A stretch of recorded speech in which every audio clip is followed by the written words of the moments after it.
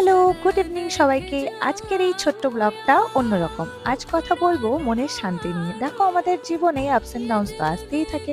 সবকিছু ফেস করে এগিয়ে যেতে হয়। এই সবের মাঝে নিজেকে আর নিজের ইনার পিসটাকে হারাতে হবে না। এই মন্দিরটা তোমাদের অনেকেই চেনা। কারা কারা এখানে গেছো অবশ্যই কমেন্ট করো। আমার যখনই মন খারাপ হয় বা একটুও লো ফিল করি আমি এখানে যাই।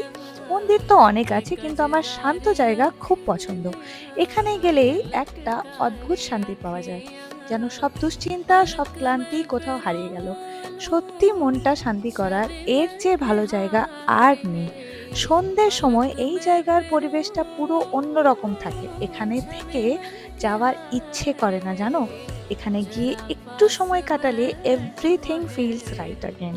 আর মন্দিরের সেই নীরবতাই মনে করিয়ে দেয় peace isn't something you find outside, it's something you create inside.